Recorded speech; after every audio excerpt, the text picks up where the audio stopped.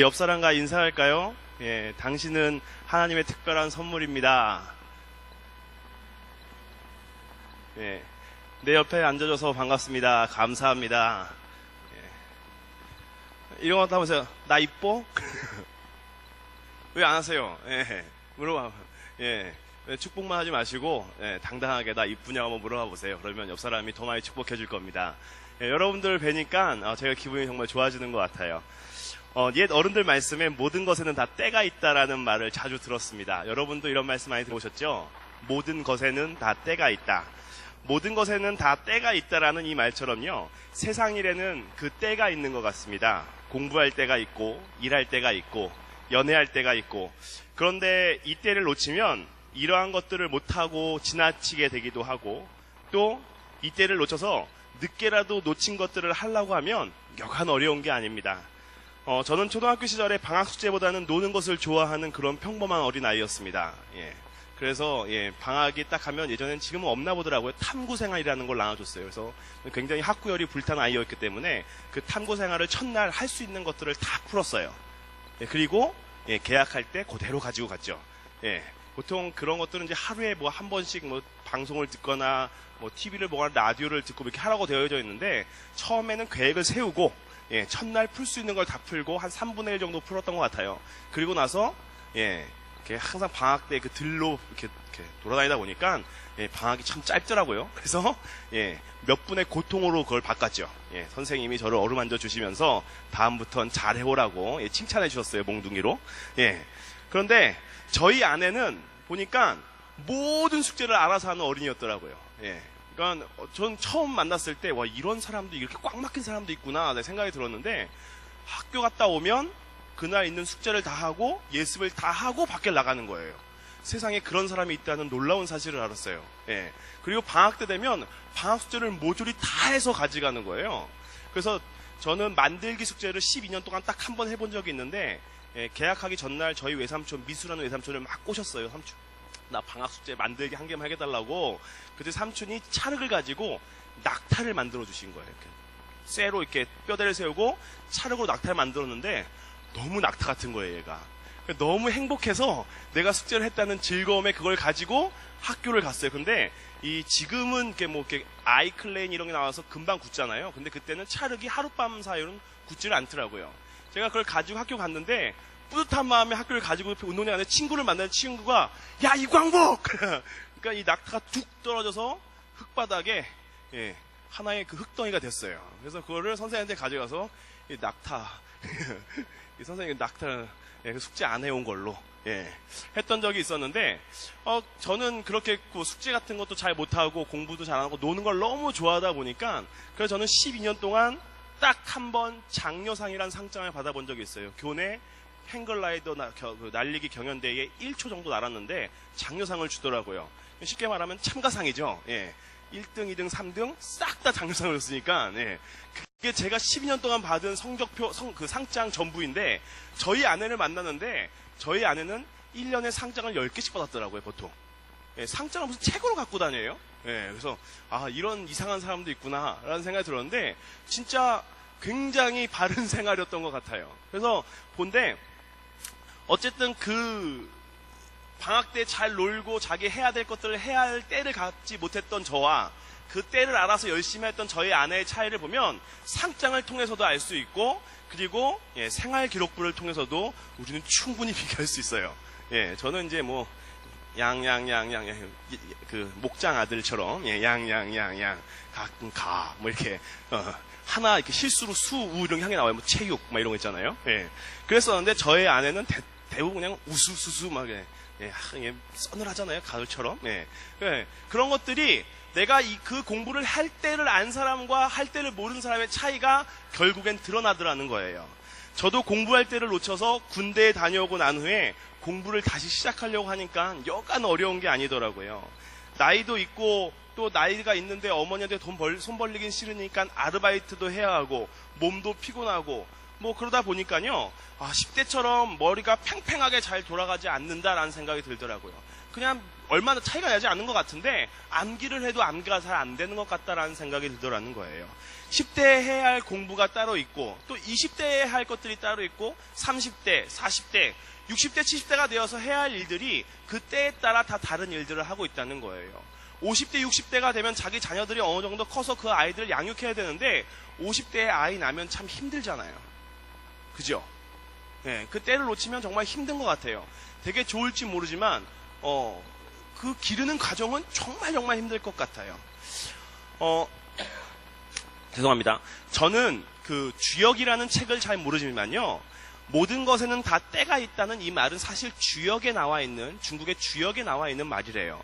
그런데 주역에서는 이것을 해석할 때 모든 것에 때가 있는데 그 때는 시간과 공간과 사람이 조화를 이루는 때라고 이야기하고 그것이 조화를 이루는 때, 그때가 그 일을 해야 할 때라고 이야기한다는 거예요. 여기서 시간과 공간과 사람이라고 이야기했는데 이 시간은 뭐냐면요. 하늘이 허락한 때라는 거예요. 하늘이 그것을 하도록 허락한 시간. 그리고 공간을 얘기하는 것은 그런 것들을 내가 할 수 있는 환경이 이루어진 때라는 거죠. 환경. 예. 예를 들어서 내가 공부를 해야 되는데 돈이 없으면 그래서 아르바이트를 하면 내가 지금 공부할 수 있는 환경이 이루어지지 않은 거잖아요. 그 환경이 있어야 되고 세 번째는 사람들을 얻을만 할 때, 사람들이 나를 도와줄 수 있을 때 그 일을 할 수 있도록 하는 이 세 가지를 얻는 그때가 가장 좋은 때라고 주역에서는 이야기하고 있어요. 그런데 이 모든 것에는 때가 있다라는 이 말은 단지 중국의 주역에만 나와 있는 것이 아니라 우리가 잘 알고 있는 성경에도 이러한 이야기가 나와 있다는 거죠. 전도서 3장 1절을 보시면요. 한번 같이 보실까요? 함께 읽겠습니다. 범사에 기한이 있고 천하만사가 다 때가 있나니. 아멘. 전도서 3장 1절에 범사가 기한이 있고 천하만사가 다 때가 있다라고 이야기하고 있는데요. 그리고 성경은 이 이야기를 좀 더 자세하게 2절과 8절에 걸쳐서 서술하고 있습니다. 날 때가 있고 죽을 때가 있으며 심을 때가 있고 심은 것을 뽑을 때가 있으며 죽일 때가 있고 치료할 때가 있으며 헐 때, 세울 때, 울 때, 웃을 때, 슬퍼할 때, 춤출 때, 돌을 던져버릴 때, 돌을 거둘 때, 안을 때, 앉는 일을 멀리할 때, 찾을 때, 잃을 때, 지킬 때, 버릴 때, 찢을 때, 꿰맬 때, 잠잠할 때, 말할 때가 있으며 사랑할 때가 있고 미워할 때가 있으며 전쟁할 때가 있고 평화할 때가 있느니라. 아멘. 이렇게 오히려 더 자세하게 성경에서 무언가를 해야 할 때가 있다고 성경도 이야기하고 있다는 거죠. 우리의 삶에 있어서 그것을 해야 할 때가 있다는 것을 강조하고 있다는 것을 알 수 있는데, 그런데 주역에서 이야기하고 있는, 즉 세상 사람들이 이야기하는 때와 성경에서 이야기하고 있는 때에는 차이가 있다는 것입니다. 오늘은 그 차이를 오늘 본문에서 함께 살펴보고자 합니다. 물을 한 잔 좀 마시겠습니다.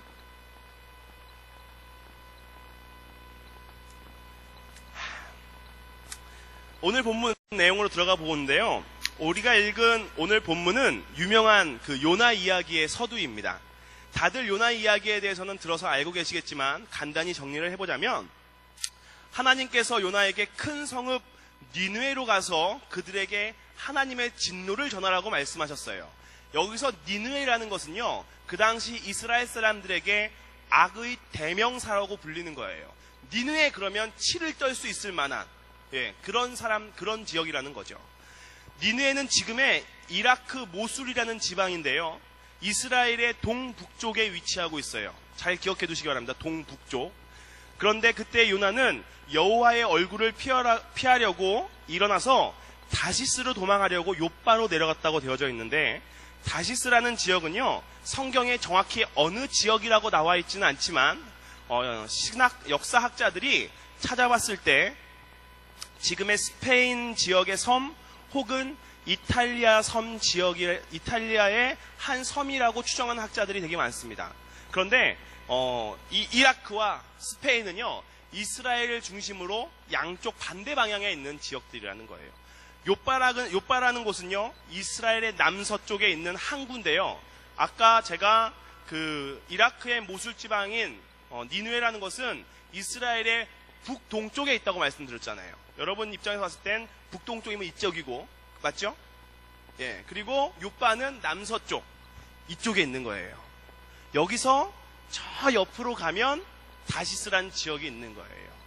하나님께서는 지금의 이라크 지역인 이 니누에로 가라고 말씀하셨는데, 여기는 내륙 지방인데 요나가 간 곳은 항구, 내륙으로 가지 않고 내륙으로부터 최대한 벗어나려는 그 항구로 지금 가서 다시스로 가는 배를 승선했다는 거죠. 즉 요나는 하나님이 명령하신 방향과 전혀 상반되는 곳으로 가려고 한다는 것을 우리는 잘 알 수가 있습니다. 그리고 요나가 탄 배가 욥바를 출발하여서 큰 폭풍을 만나게 되었고, 결국 요나가 제비 뽑혀 바다에 빠지게 되었습니다. 하나님께서는 큰 물고기를 예비하셔서 3일을 뱃속에 있게 하시고 물고기에게 요나를 육지로 토하게 하십니다.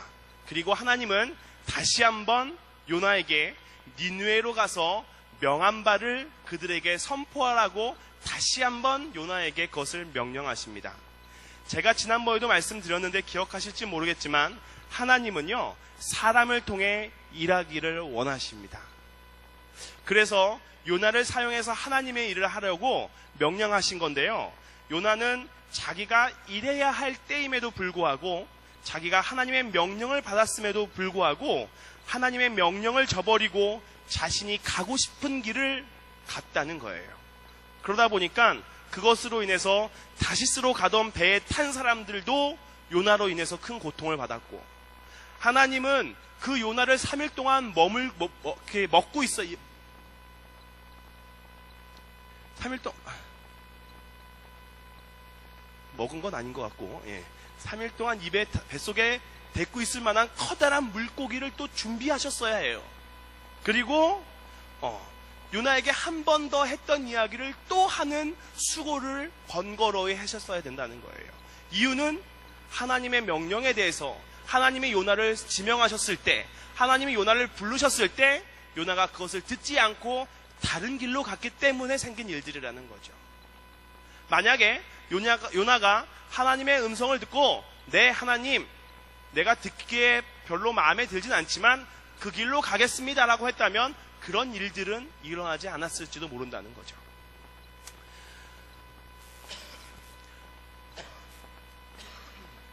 제가 올해에는 이상하리만큼 아픈 일이 자주 일어나고 있어요. 이 하적교에 온 다음에 민망할 정도로 자주 아픈데, 다행히 걱정해서 허리 아픈 건 좀 이제 거의 없어져서 허리 아픈 건 잘 모르겠고, 그런데 지난주에 제가 감기 기운이 있다고 했는데, 아주 그냥 제대로 감기를 걸려서 열이 39도 40도를 이렇게 오르락 내리락 막 하더라고요. 그래서 병원에 갈 힘도 없고 해서 집에 있는 그 아이스팩 같은 걸 끼고 하루 종일 있었어요. 저희 아내가 고생을 엄청 많이 했는데 그리고 지난 목요일 밤인가는 기침이 이제 좀 나려고 하니까 기침이 나기 시작하더라고요. 기침이 나는데 기침을 너무 많이 해서 잠도 잘 못 자겠더라고요. 덕분에 한 번은 새벽 예배를 좀 늦게 일어나갖고 차량을 기다리시던 분들에게 한참 기다리게 만드는 일도 있었고 했는데, 일하고 싶지만 건강하지 못하니까 일을 할 수가 없어요.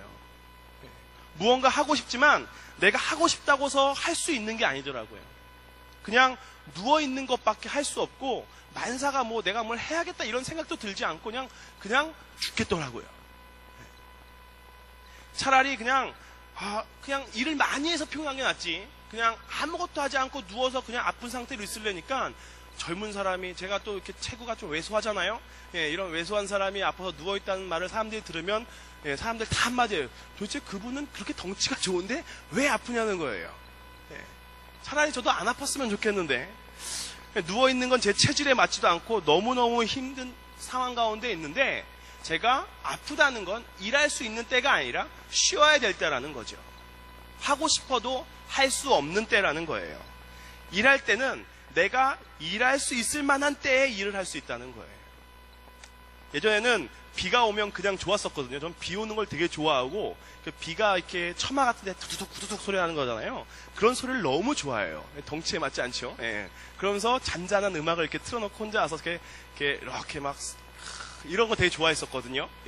다른 사람들이 소름 끼친다고 표현하지 말라고 그랬는데, 근데 그런 거 되게 좋아하는데, 요즘은 비가 오면 걱정이 먼저 돼요. 오늘 새벽에도 새벽임을 나오려고 딱 나왔는데 문 밖에서 구두구두 소리가 나는 거예요. 그래서 문 여니까 비가 엄청나게 많이 오고 있더라고요. 처음 드는 생각은 지금 비 오면 농사 질 때 힘든데, 예, 이 생각이 나더라고요. 예, 제가 하덕교에 온 다음부터 변한 한 가지 사실이에요. 예, 비가 많이 오니까 들으니까 가을에 햇빛이 좋아야 얘들이 열매를 잘 맺고 하는데, 자꾸만 날이 어둡고 비가 오고 하니까 우리 성도님들 어떡하지? 미치겠네. 예, 비가 그만 와야 되는데 그 생각밖에 들지 않더라고요. 사람들이요, 농사 지을 때가 있잖아요. 씨를 뿌려야 될 때가 있고, 약을 줘야 될 때가 있고, 추수할 때가 있어요. 그죠? 그런데 사람들이 생각했을 때 자기가 열심히 농사 짓는다고 생각하는데, 날씨가 한번 안 맞으면 내가 1년 동안 한 농사가 되게 무의미해지고, 또 내가 1년 동안 한 농사가 아무 쓸모 없이처럼 정말 인생에 맞춰서 좌절할 수밖에 없는 이런 상황을 만들 수도 있다는 거예요. 하나님이 그것을 맞춰주지 않으면 사실 할 수가 없다는 거죠. 우리는 그동안 하나님이 우리에게 일할 수 있도록 허락되어졌던 그때에 일을 하고 있었다는 것을 잊고 살았다는 거죠. 그냥 자연히 가을 되면 벼가 있는다고 생각했었거든요. 전 지금도 이렇게 왔다 갔다 하면서 돌 때마다 논을 보면 걱정이 태산이에요. 쟤네들 이렇게 세워야 되는 거 아닌가? 저걸 누가 가서 세워야 되나? 그냥 냅두면 쟤네들 열매는 맺나? 예. 농사를 잘 몰라서 그런 걱정을 하는 건지 모르겠는데, 어떤 그런 걱정들이 엄청 많은데, 인간의 노력은 하루아침에 물거품이 될 수도 있고, 하나님의 뜻을 알고 하나님을 의지할 수밖에 없는 것이 우리 인간이라는 거예요. 그렇다면 그 하나님이 우리에게 명령하시는 것에 대해서 순종해야 되지 않냐는 거죠. 아니, 순종이란 말은 너무 아름답고요, 복종해야 되지 않을까요? 하나님께서 우리에게 각자에게 말씀하실 때가 있습니다. 어떤 분들에겐 사역의 자리로 나아가라고 말씀하시고, 어떤 분들에겐 복음을 전하라고 말씀을 하고 계신다는 거예요. 그런데 우리는 그 말씀을 듣고도 못 들은 척하거나 아니면 안 들은 척하지는 않으십니까? 우리 앞에 사역들이 많이 남겨져 있는데, 나중에 할게요 라는 말로 혹시 얼버무리지시는 않으십니까? 조금 더 있다가 한다거나 아니면 나중에 한다거나, 이 문제가 해결되어지면 그때 한다고 말씀하고 계시지는 않습니까? 하나님은 지금 우리가 그 일을 감당하길 원하고 계신다는 거예요. 우리에게 지금 복음을 전하라고 말씀하시는데, 혹시 우리들은 복음 전하는 일을 소홀히 하고 있지는 않습니까? 내 가족에게, 내 동료들에게, 내 친구에게 복음을 전해야 하는데 조금씩 미루다 보니까 이제는 복음을 전하는 것이 어색한 상태가 되어버리지는 않았나요? 10년 동안 예수 믿자는 얘기를 안 해왔는데 지금 와서 예수 믿자는 얘기하려니까 어색하고 괜히 민망하고 그런 상태로 계시지는 않으십니까? 하나님께서 우리에게 지금 말씀하고 계시는데요, 사역의 자리로 나아오라고, 복음 증거의 자리로 나아오라고, 우리에게 해야 할 사역들은 넘쳐나고 있다고 말씀하고 계신다는 거예요. 기도 사역도 해야죠, 봉사 사역도 해야죠, 가르치는 사역도 해야 되죠, 찬양 사역도 해야죠, 복음 전도 사역도 해야 되죠. 우리에게 너무나 많은 사역들이 가득한데, 그런데 우리는 오늘도 아직은 때가 아니라고 미루고 있지는 않은지 자기 자신을 돌아봐야 할 것입니다. 제가 어제 밤에 12시가 좀 넘어서 잠이 들었는데요, 2시 반경이었던 것 같아요. 2시 반경이었던 것 같은데 환상 같은 꿈을 꿨어요. 너무 생생해서 미치겠더라고요. 근데 그 환상 얘기는 제가 말씀 못 드리고, 말하면 제가 그 요셉같이 느낄까봐 말씀 못 드리고, 또 환상을 봤어요. 그리고 나서 갈라디아서 3장 15절 그러는 거예요. 요즘 내가 DTS 하고 막 간사 모임 갖고 그래서 내가 그런 이상한 꿈을 꿨나? 그런데 머릿속에서 갈라디아서 3장 15절이란 말이요, 없어지지가 않아요. 꿈에서. 그래서 2시 반쯤에 깼어요. 그래서 고민을 하기 시작했어요. 가서 성경책을 들춰볼 것이냐, 아니면 내가 새벽 예배를 나가야 되니까 잠을 잘 것이냐. 그래서 고민하다가 침대에서 그냥 일어나지 않는 걸로 결정을 내리고 누웠는데 계속 머릿속에서 크게 갈3 땡땡 15만 이렇게 딱 보이는 거예요. 너무 선명해서. 그래서 순간 그런 생각이 들었어요. 잠자고 일어났는데 갈라디아서 3장 15절이 생각 안 나면 어떡하지? 만약에 하나님이 사무엘에게 사무엘이라고 불렀는데 자다가 못 들어가고 그냥 가면 어떡하지? 그런 생각이 들더라고요. 그래서 한 2시간밖에 안 잔 상태에서 일어났어요. 일어나갖고 성경책을 찾았는데 또 왜 그날따라 이렇게 성경책이 또 안 보여요. 집에 널리고 널린 게 성경책인데. 그래서 어떻게 성경책을 하나 찾아갖고 새벽 2시 반에 갈라디아 3장 15절을 폈어요. 처음에 무슨 생각이 들었냐면 폈는데 15절이 없으면 어떡하나 그런 생각이 들더라고요. 3장 15절 딱 폈는데 감사하게도 3장 15절이 있는 거예요. 내용을 읽어봤는데 정확히 잘 모르겠어요. 하나님이 나에게 무슨 말씀을 하시려는지 정확히 잘 모르겠어요. 16절도 읽어보고 17절도 읽어보고 18절도 읽어봤는데 내용은 알겠는데 무슨 말인지는 정확히 모르겠어요. 어쨌든 갈라디아서 3장 15절이 있고 하나님께서 나에게 하신 말씀이라면 나에게 좀 더 명확히 얘기해 주십시오 하고 잠이 들었어요. 왜 일어났냐면 자다가 왜 일어났냐면 하나님이 나에게 말씀하시는데 지금 네가 그 말씀을 봤으면 좋겠다라고 말씀하시는데 하나님 나 피곤하니까 내일 아침에 볼게요. 하나님 나 피곤하니까 그거 좀 미뤘다가 나중에 볼게요 라고 했는데 하나님이 원하시는 때가 그때였다면 이런 생각이 들더라고요. 내가 오늘 이 자리에서 하나님이 부르실 때라는 설교를 할 건데 그런데 나는 하나님께서 나에게 음성을 들려주시는 그 음성을 미뤘다가 듣겠다고 얘기한다면 엄청난 모순이잖아요. 그래서 벌떡 일어나서 그것을 읽어봤어요. 여러분들은 어떠신가요? 하나님께서 여러분들에게 여러분 삶 속에서 지금처럼 성경 몇 장 몇 절 이렇게 말씀 안 하실 수도 있어요. 하지만 성경책을 읽으면서 아니면 목사님의 말씀을 통해서 아니면 내 주변 사람들을 통해서 하나님의 음성을 우리들에게 들려주고 계신다면 여러분 그 음성을 듣고 하나님의 사역을 감당하고 계신가요?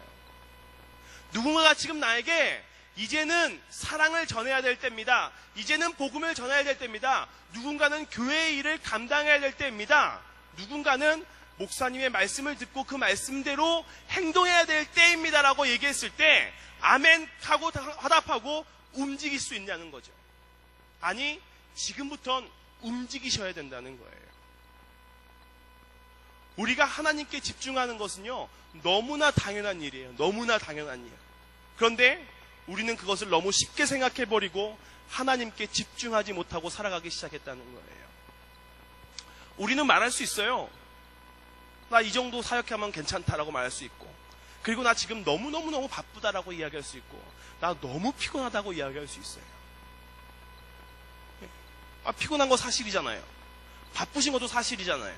그리고 다 무언가 한 가지씩 다 하고 계시잖아요. 나 이 정도면 괜찮아라고 말씀하실 수 있다는 거죠. 그런데 하나님께서 원하시는 건 여러분의 핑계를 듣기 원하시는 게 아니라는 거죠.